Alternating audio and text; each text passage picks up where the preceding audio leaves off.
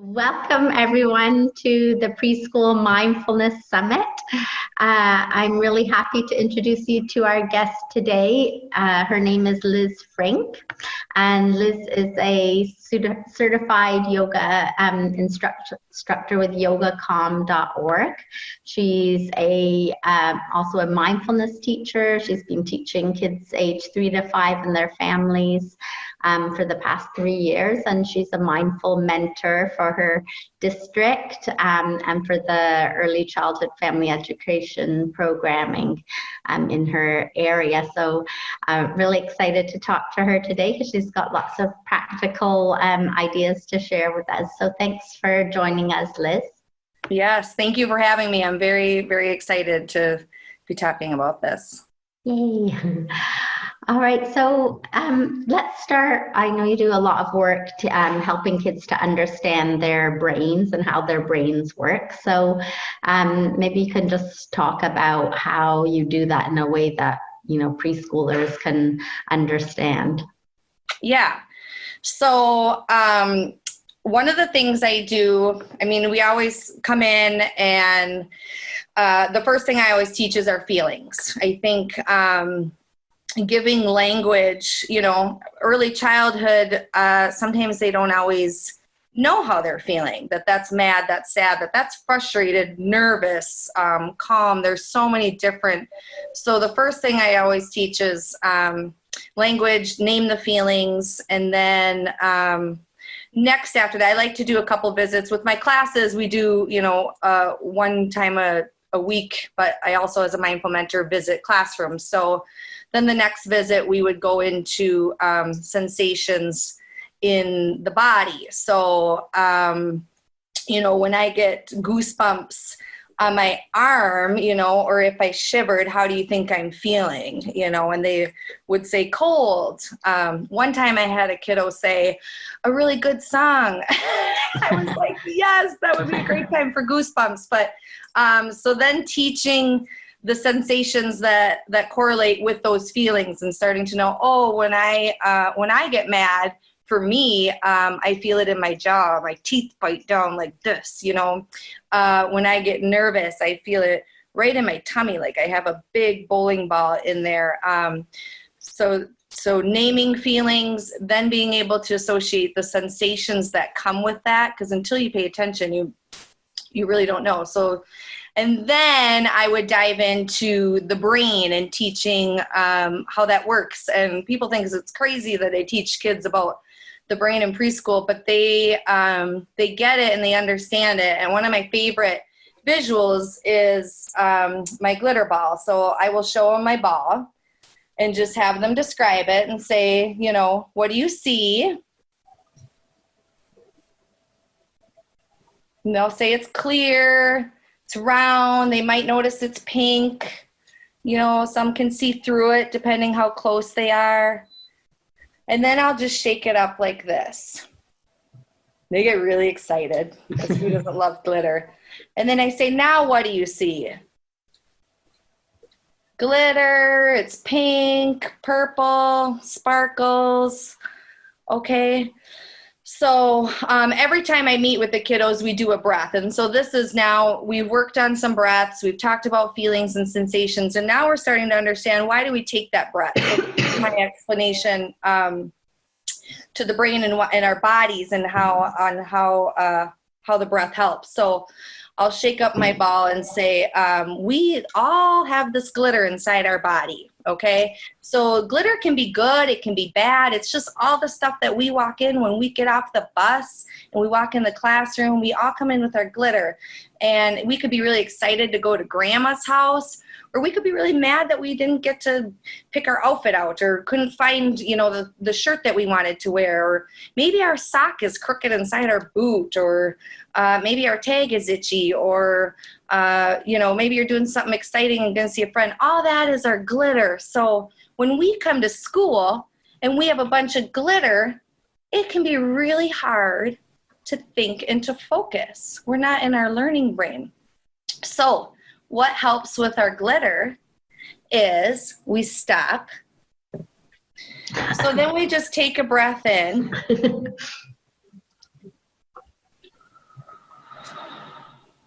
1, and another one. 2, let's do one more breath.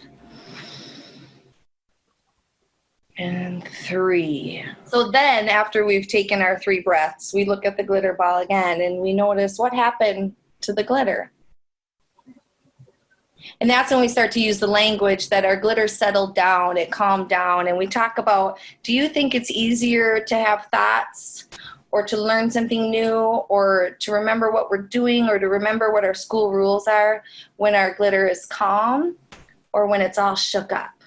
And it's just such a good visual. And I feel like when I work with the kiddos, they really start to understand, because we do all come in just a little zzz, and then they get right in when you take a breath and just calm down. And then you can physically feel that in your body. And then another visual I like to use is we have a puppet. This is Lana. Lovely. Yeah. This is Lana, our iguana. She's from our, Lana is learning about nutrition, something from the county that is our nutritional program. So she teaches us about trying new things and vegetables and all that at snack. And but I also like to bring her out then. So the kids are already familiar with Lana, but, you know, I teach them about the handy model of the brain, which is seagulls. Yeah. But instead of, you know, teaching the amygdala and the prefrontal cortex, I just teach them, this is our smart brain right in the front. This is where we have all our good choices and we remember our solution kit. And we remember what we were supposed to be doing. We can remember to take a breath when things are hard. And then this guy, this is what all animals have. And everybody has this brain and we're born with it. And it's very, very important, but that's our lizard brain. So we've got our lizard brain back here and our smart brain up here. Our lizard brain its job is to react. It keeps us safe. And so then I'll usually like demonstrate, you know, how smart Lana is by asking Lana, you know, like, Lana, what letter does your name start with? Lana. Ah, what's that? Run, hey! You know, and then they giggle and laugh and we're like, what? Lana couldn't answer my question. Lana, come on back, you know? So, okay. Lana, did you hear me? Mm-hmm. I wanted to know, what letter does your name start with? Lana. Lana. Lana.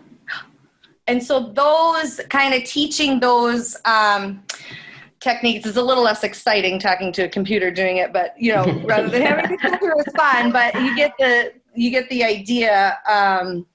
So that we can understand we have this part in our brain, and that's our lizard brain, and we might react. And another way I explain is talking about the Incredible Hulk. You know, most kids know who the Incredible Hulk is, and what happens when he gets mad. Oh, Hulk smash! And we get really big feelings, and you know, our muscles get stronger. We almost might feel like we rip out of our clothes, and we might flip our lid. And so those kind of putting that all together, they start to really understand like that happens, and it's okay, and we're not bad. And but just knowing that happens is key. That's a tool that we can have. And so when we come to school, sometimes we're not in our smart brain. And in order to learn or be good listeners or sit in a circle or all of those things, we have to be in our smart brain at school. And what helps us be in our smart brain?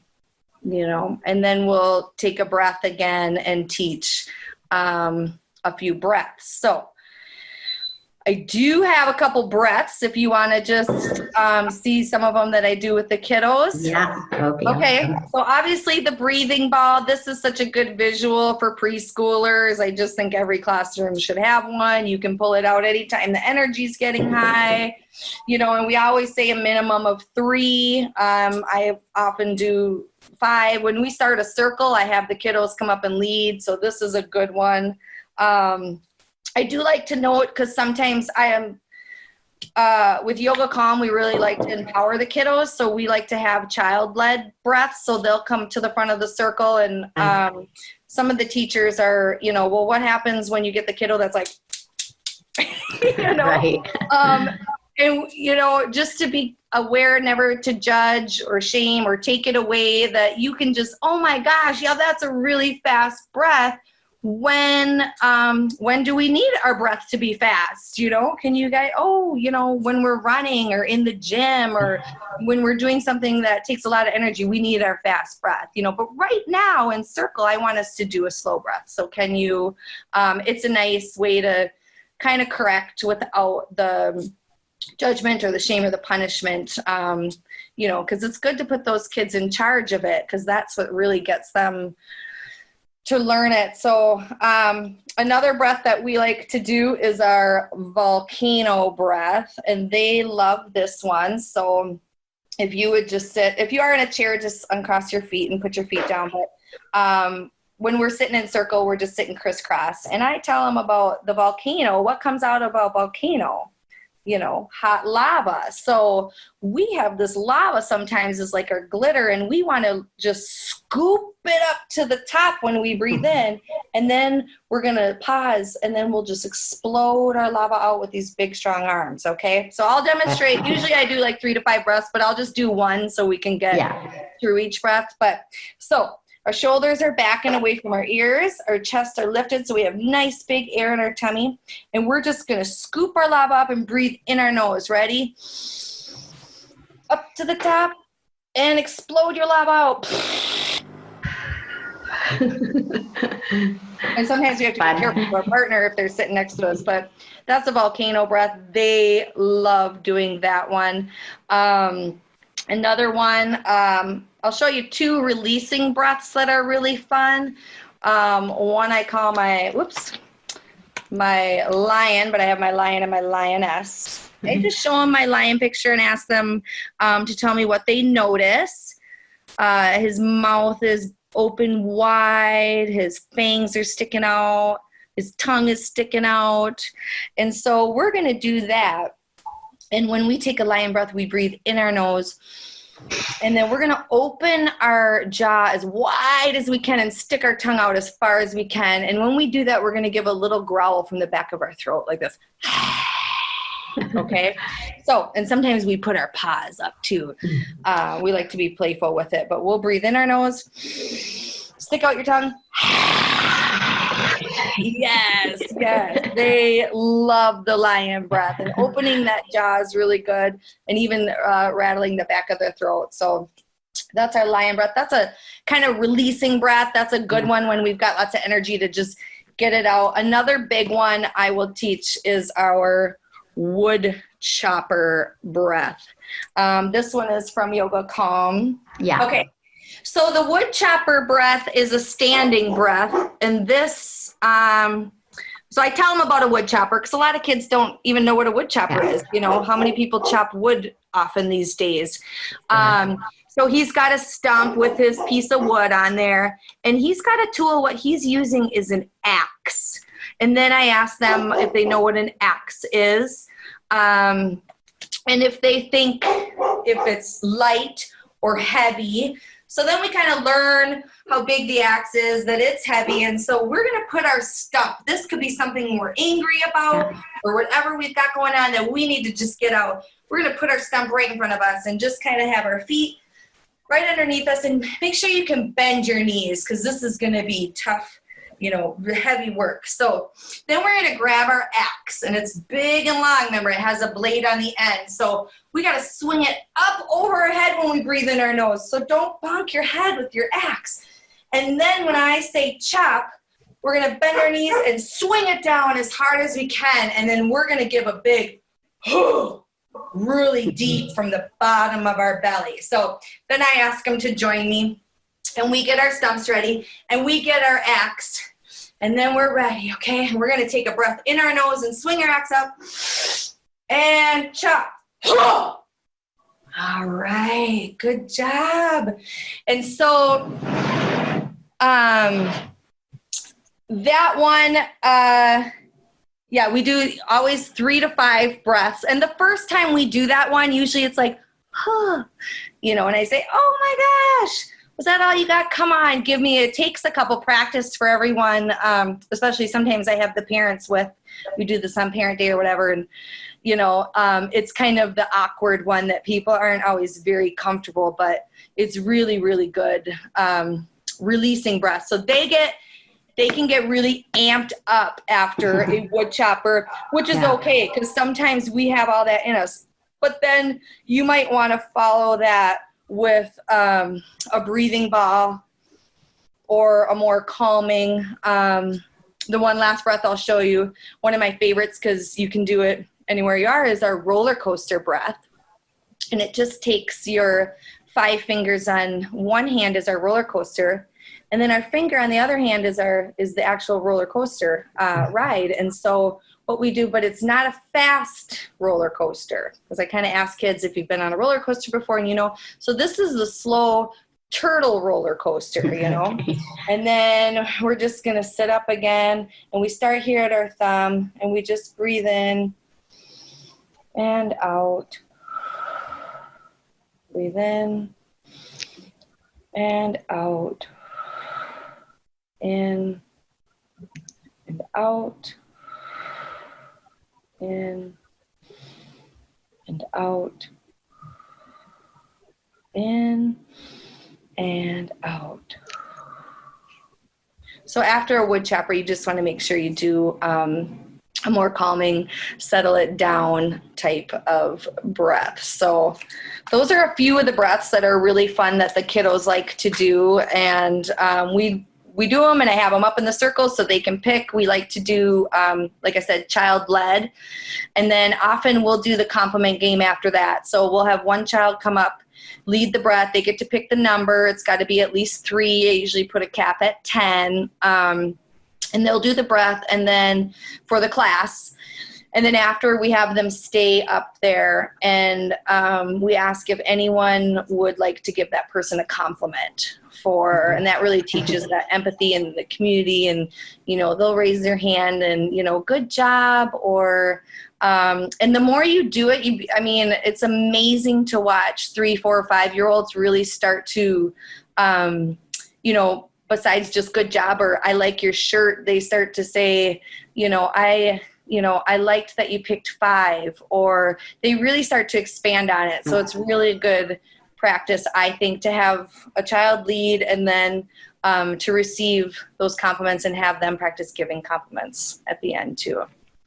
Lovely. Great, really practical examples that everybody will love. So tell us a little bit about when you're working with a class, and maybe there's kids, well, there are always some kids that have more of a harder time sitting still. So when you're kind of teaching those things like the breath and things, how do you manage that if somebody is very fidgety and well, yeah, with Yoga Calm, we always want to meet the bodies where it's at. That's kind of the method. So, I have a lot of teachers that want to teach mindfulness and have it be calm the kids down. But these are little kids. They're not really needing to always sit in a circle. And so we might just start with, I see we need to move, and start in a stomp or, moving our body. And then Yoga Calm has the method calm, active, calm. So I always run my circles or activities or transitions from, doing a breath to then incorporating movement and then ending with the breath. It really makes the beginning, middle, and end. And they really start to be able to prepare and know what's coming then. But sometimes we have to start with the active, because they just come in and it's like, So, okay, we've got to move our bodies, and we'll do some moves, some big moves, maybe a plank, and then kind of bring it to a downward dog, and then slowly bring that active portion and slow it down to then where we're sitting. One of my little songs I like to do if we're sitting crisscross applesauce, we do a tick-tock song. And again, they don't all know about a grandfather clock or why we're ticking back and forth like a pendulum. So it's another lesson there to teach about a pendulum swinging in a big grandfather clock. And we're going to go back and forth. And then find our center. And what is the center? A lot of them don't know what the center is. So make sure you're really teaching. Mindfulness has so many big words that, alignment and expansion and all these things when we're doing yoga and things like that, you have to remember your audience. So I really like to simplify and break down and teach each of those words. So before I do the TikTok song, I'm teaching, hey, do you know where your center is? Well, that's going to be right in the middle where we're up and down. So does this look like I'm in the center? No. Does this look like I'm in the center? No. Does this look like I'm in the center? Yeah. So we give thumbs up. So then we'll do a tick-tock like this. And I might do this in the middle if they're having a hard time. We'll just readjust and we just go tick-tock like a clock till I find my center. Stop. And then now we are ready. We're sitting. We're paying attention. I think we're in our smart brain. We're ready for a breath. And another way to help them sit up or straighten their spine, all these words are still, a lot of them aren't going to know. So we're teaching the language, teaching where's your spine. But, preschool, we're very much working on zipping up our coats. So who knows how to zip their coat or, but don't even have to say that. Just practicing zipping our coat. We're going to practice zipping up our tummies. So even if you don't know how to zip your coat, that's okay because we're pretending. So I'm going to zip my zipper right up to my tummy. Ready? Zip. And that helps me sit up nice and straight. And now I'm ready to do our breath and listen to the story. So, a couple of those, like I said, is really about making sure you're teaching that you're teaching the language so that they understand the language that you're using when you're saying, sit up straight or find your center, and then they start to remember when you've talked about it. So I love those very playful and catchy, fun things. Songs and being playful is just definitely the way you got to do it for sure. Early childhood. Get their attention. Well, thank you, Liz, so much for sharing all those ideas. Is there any last tip or anything that you want to share with us before we finish today? I was thinking of doing the little tree, just how I do a tree pose, and so just like 3 moves. Is that cool? That'd be great. Do the yoga calm. Okay. So, so as far as our active part, we have this early childhood deck, which is from Move Mindfully. That's a yoga calm company that makes the visuals, but they just came out with these awesome early childhood. So they're early childhood kiddos doing the poses, and they give you the words on the back too. So this is, that was just Move Mindfully. I think you can Google it and find it if you're interested. But otherwise, I've made my own visuals too, like this as well. But I just wanted to try doing tree, mountain, and we'll do a forward fold to kind of teach the language that I use with the kiddos. So I'm going to move over here. And I usually like to start with a song. I did not invent this song, but I really, really like it to teach tree. But it just gets us warmed up, and we say, standing like a tree with my roots down deep and my branches wide open. Down comes the rain, down comes the sun, down comes the love into my heart that is open to be standing like a tree with my roots down deep and my branches wide open. Down comes the rain, down comes the sun, down comes the love into my heart that is open to be standing like a tree. So, well, first off, when I teach tree, again, we're always, early childhood, everything is a lesson plan. So we're going to do a tree pose. We're going to learn about the tree. So when I talk about my body, and I talk about this part, in the middle is what part, if I was a tree, which part in the middle would this be? And sometimes they get it. It's the trunk. Yeah. So this is the trunk. It's solid and strong and it doesn't really move. And then what grows down into the ground, our roots. Okay. And then what would these be out here that grow out? Our branches, for the birds and the squirrels to come on. So first we go over the parts of the tree. And then that kind of helps us get ready for tree pose. So for early childhood, we're just going to stand on one foot. And then I'm going to put my other foot just right on top of that foot. And sometimes when they get really good at this, I can teach them up on their leg. But a lot of times they're still real wobbly. So I'll just start with one foot on top of your other foot. Okay. And then we're going to lift our chest. Bring your shoulders back. And I want you to grow your branches out really, really far and wide so those leaves can catch the sun and make a nest for the birds and those squirrels. And then we're just going to take a breath here. And you might see some kiddos wobbling, especially when I teach them to put their leg up, and we talk about, do trees blow in the breeze? Yeah, absolutely. So it's okay if your tree is really windy today. That's okay. And then we're going to find our mountain. Now our mountain pose is our power pose. So this one is really important to teach. The chest is lifted. Our feet are right underneath us. We might activate our Spider-Man hands. Shoulders are back. Now, do mountains blow in the breeze? No. So I want you to find your strength here. We are big, strong mountains. And I want you to look up and just take a breath in.